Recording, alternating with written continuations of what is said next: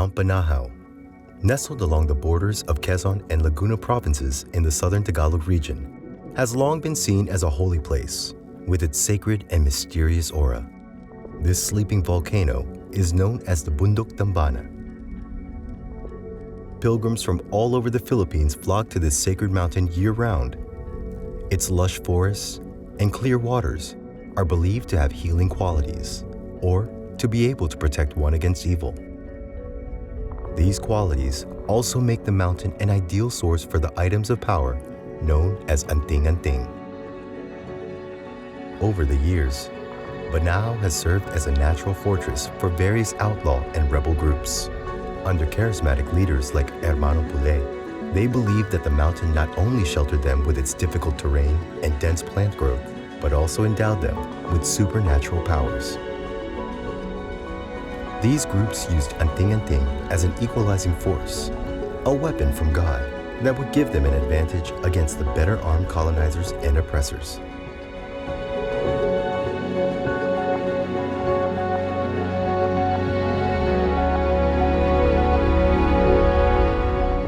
Even before the arrival of the Spaniards, the natives of the Philippine Islands were known to keep objects that they believed had the power to protect them from harm or provide them with benefits. Such objects, known as anting-anting, included wooden idols, stones, gems, pendants, and animal bones or teeth. Although the exact practices may vary, the belief in particular objects with special powers is spread throughout various groups in the archipelago. Ilocanos, for instance, attribute supernatural power to small stones known as babato or ginginamu, which are revealed by spirits or passed down through generations. The Ifugao believe in linglingo, a special pendant known to enhance virility and fertility. The northern tribes of Luzon have wooden idols known as bulog, to which they attribute the power to bring a plentiful harvest. In 2017, Vibal Foundation published You Shall Be as Gods, Anting-Anting, and the Filipino Quest for Mystical Power. The inaugural book of the Voyager series, which explores the many variations of belief in the Anting-Anting and its role in Philippine history, culture, and psychology. Author Dennis Villegas won the confidence of dozens of the most important anting-anting users and spiritual leaders to delve deep into the origins of various faith communities in the country. He also underwent harrowing tests of physical and spiritual fortitude, all in order to understand the power that the anting-anting continues to hold over the Filipino psyche.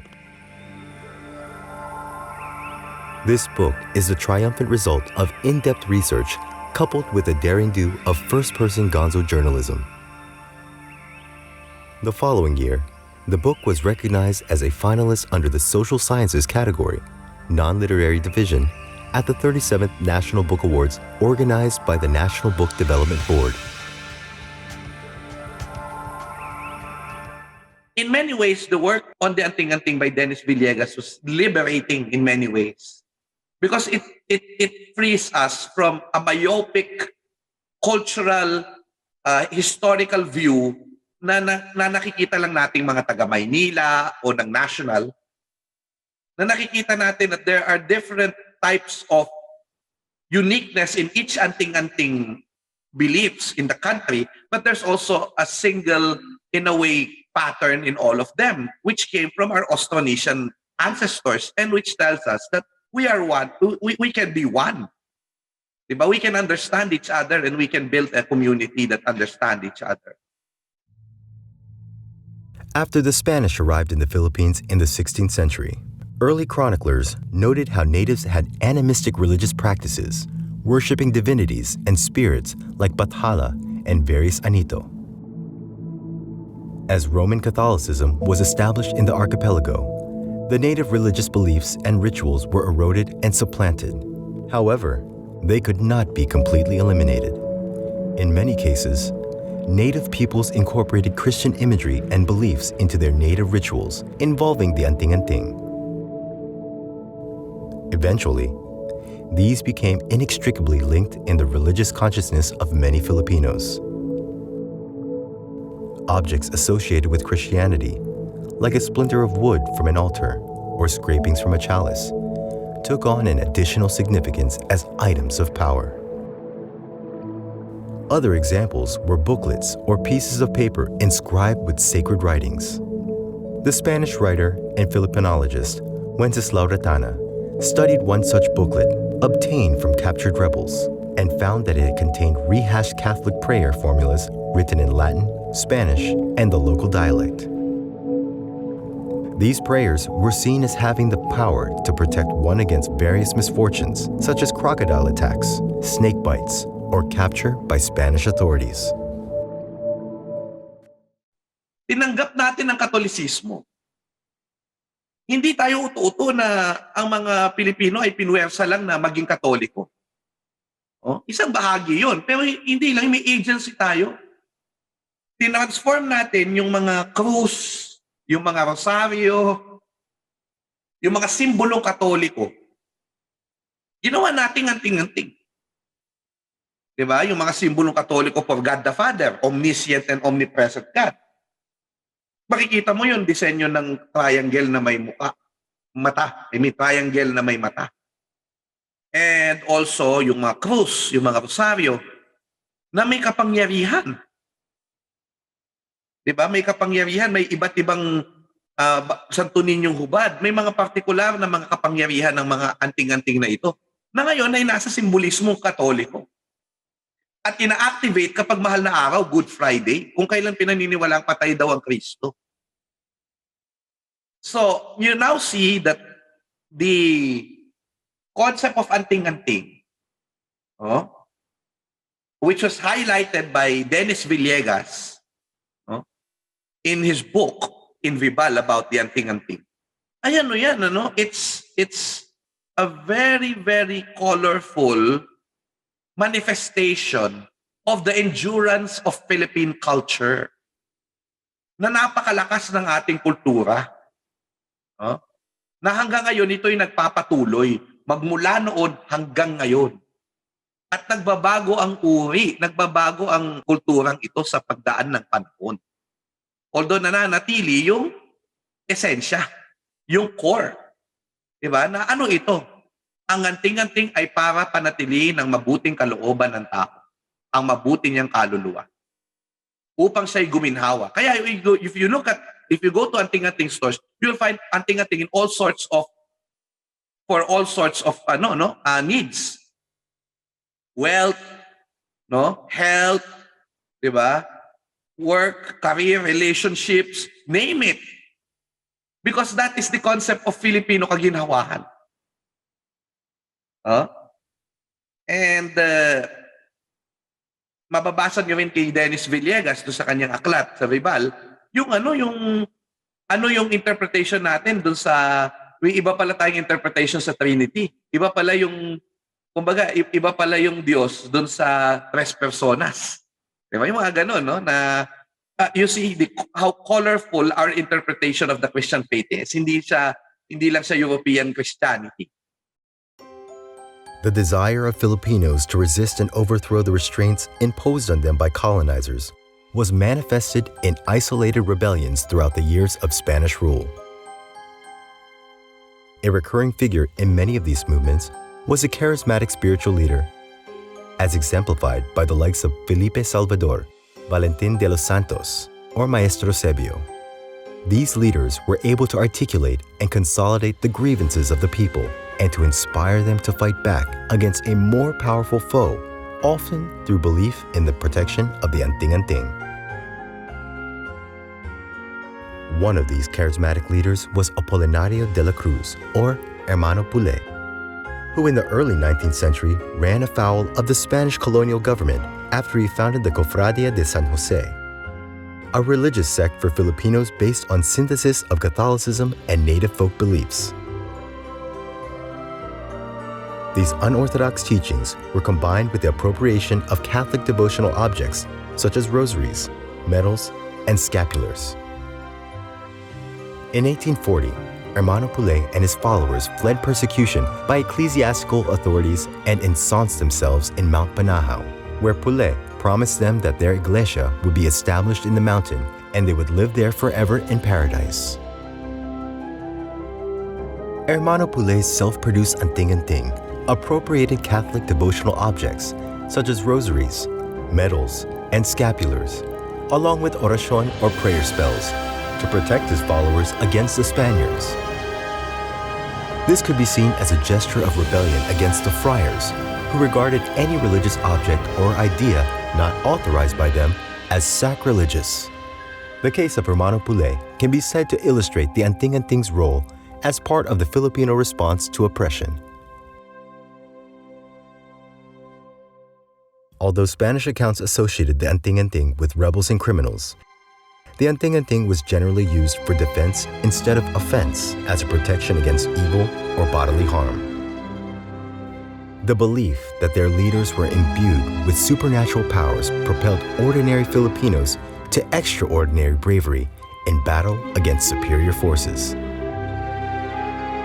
The anting-anting, so enshrined in the lives of oppressed people, figured prominently during the protracted fight for freedom against the Spanish and eventually the American colonizers. There have been various legends and stories, most likely apocryphal, about the use of anting-anting by prominent figures like Andres Bonifacio or Emilio Aguinaldo. As the fighting intensified during the Philippine Revolution and later during the Philippine-American War, the Spanish and eventually the American forces, with several religious movements that cropped up, led by former Katipuneros who aspired to establish the New Jerusalem in the Philippines. These groups of religious rebels were called Colorons, and their leaders, New Messiahs of the Philippines, or Popes, as the Americans derisively called them. Ang pinag-aaralan ng mga Greek mythology. Sa loob-loob ko, ito kaya mga ito, napag-aralan na yung mga tikbalang, yung mga aswang, yung mga lamang, no? Mga legend natin. Yung mga bagay na yan, kailangan tinuturo sa bata kasi yan ang pinagagalingan o batis na pagkukuhanan mo ng pagka-Pilipino nila . Kung alam nila yan, sa kanila ikumpara yung mga halimbawa sa Greece, yung tungkol kila Psyche, kila Zeus, kila Neptune, Saturn, di ba? Kasi kung nagsisimula ka agad sa mga Greek mythology, o kaya kila Harry Potter, ano mangyayari sa bata? Walang identity. Ang identity niya, kanluranin. Kaya dapat pag-aralan yung mga anting-anting na yan. Yan ang kabuluhan ng pag-aaral ng mga anting-anting at saka mga kababalagan. Kasi yan ang parang totem natin bilang isang lahi. Malalaman mo kung kababayan mo siya sa pamamagitan ng mga ganung mga, sabihin natin, belief system, kung ano yung sistema ng paniniwala nila. Huwag tayong magsawa. Kahit hindi tayo namimidya, hindi tayo pinapansin ng media, pinapansin mga sports, mga contest, beauty contest, singing contest, lahat na lang ng contest. Hindi ko minamaliit yung mga yan, yung mga popular shows. Naku, nagturo ako ng popular culture nga . Pero ang lahat ng yan, dapat yan ang maging kaluluwa ng lahat ng popular shows, mga telenovela. Bakit ang K-pop, ang mga Korean, pag tinignan mo ang kanilang TV series, may nakaugat kasi sa kasaysayan nila. Sana, lahat ng popular shows must be a vehicle, maging instrumento upang mga batang kalit-liit ang mga bata maintindihan na may lahi tayo ng kadakilaan, kabanalan, kabayanihan. Today, the center of anting-anting culture in the Philippines would be in Quiapo, in downtown Manila, where anting-anting sellers do brisk business in the vicinity of the famous Quiapo Church. At makeshift stalls or tables laden with baskets full of wares, the sellers offer bronze medallions and various other objects like special stones, gems, crystals, and bones, as well as booklets on folk healing, herbal medicines, and the ever-popular gayuma, or love potions. Despite the general stigma against anting-anting as superstition, many people buy them in the hope that these will bring them favorable results in school exams, jobs, the lottery, or other fields of endeavor. Others seek to be cured of their ailments or to be protected from dangers and accidents. The medallions come in hundreds of different designs. One can choose Jesus, the Virgin Mary, God the Father, the Holy Trinity, or other figures in the Christian hierarchy of angels and saints. Some designs are very simple, like the Tres Pico medallion that depicts a triangle emblazoned with the all-seeing eye. Others have more elaborate designs, like medallions depicting the Infinito Diyos, which is one of the most popular designs for anting-anting. There are others with anthropomorphic figures of gods, often with arcane inscriptions in a mixture of Latin and Tagalog.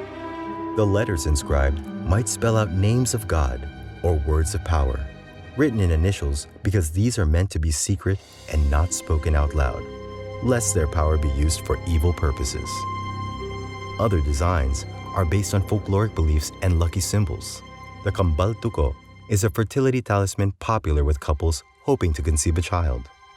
Another popular design features the duendeng may hawak na supot na ginto, usually kept in a pocket or purse, displayed on a home altar or glued to a car dashboard. Bullet pendants are much in demand among soldiers, police, and security guards for their purported ability to offer protection against gunfire. Despite the popularity of these commercial amulets, there are those who believe that an authentic anting-anting cannot be bought. According to some hardcore believers, a real anting-anting must be obtained through personal sacrifice or sacrificio. This sacrifice might require one to meditate, to climb a holy mountain such as Mount Banahaw, or to live as a hermit for some time until one is deemed worthy of being granted a powerful anting-anting. A special kind of anting-anting known as mutya is obtained from forests, caves, riverbeds, or other sites in nature. Popular legend has it that the mutya ng saging is a powerful stone that comes from a banana plant. The folklorist Isabelo de los Reyes describes the difficult steps for attaining this amulet. To obtain it, one has to stay at night beside a banana plant, waiting patiently in reclining position for the flower, or stone, to be thrown out in the form of fire. Anyone who tries to possess it should be brave enough to confront the devil that appears to grab the stone. If the man puts the stone in his mouth, he will never be vanquished. There are similar tales of obtaining magical objects by wresting them from otherworldly beings such as etikbalang or lamang lupa. According to certain old Tagalog beliefs, the bones of the dead can be turned into anting-anting, particularly if the bones belong to a person who also possessed an anting-anting. An even more morbid form of anting-anting, called the binurong bata, is derived from the corpse of an aborted or miscarried fetus. Drinking the liquid that seeps from the dead fetus is said to make one impervious to bullets. The famous Cavite outlaw, Leonardo Manicio, better known as Nardong Putik, credited the use of brewed fetus elixir as well as Tres Pico medallion for his ability to survive countless encounters with the police and evade capture during the early 1920s.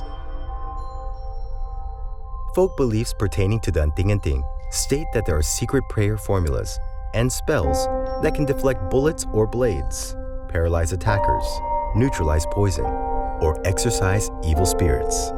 These prayer formulas, called orasyon, are either memorized or written in small notebooks.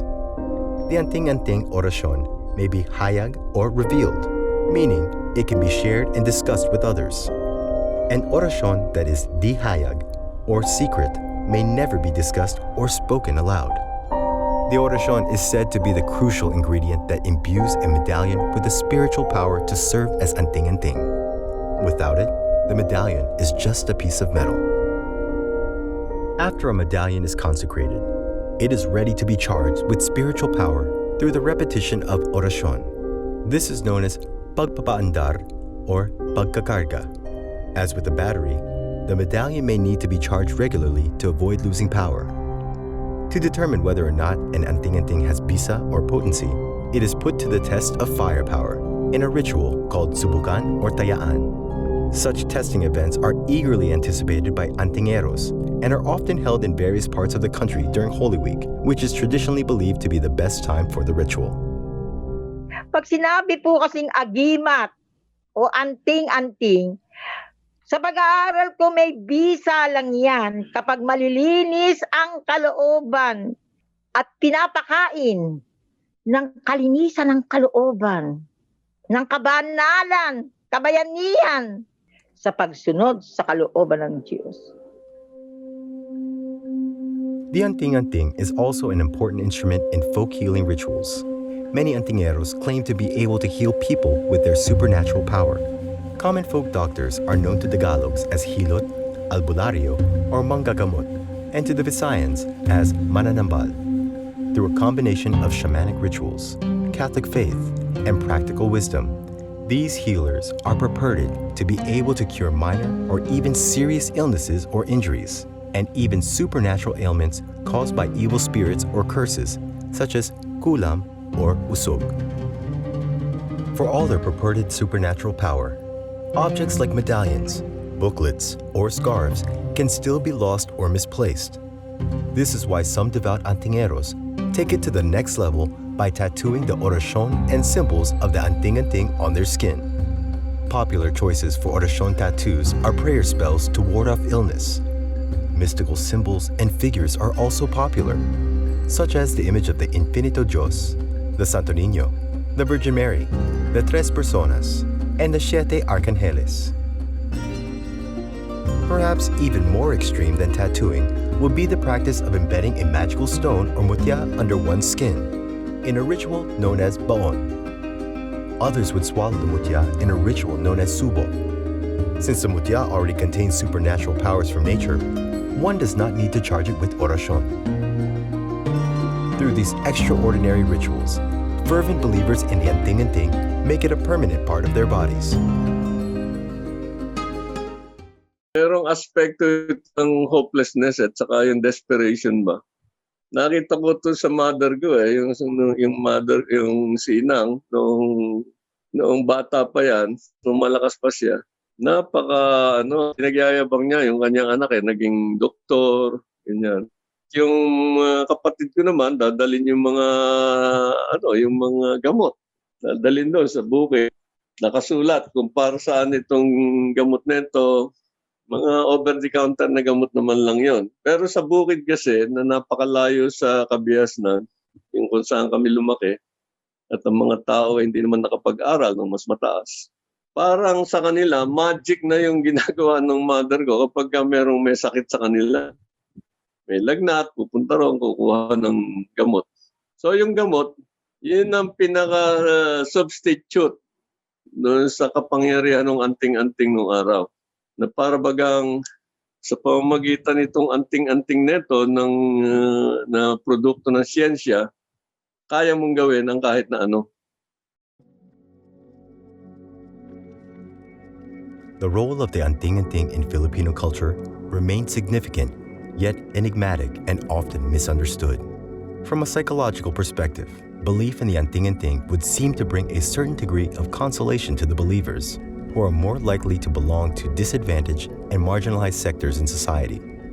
Filipinos believe that these objects and rituals can protect them against evil, not only from malevolent beings or bad luck, but also the evils that manifest in society and are wrought by those in power.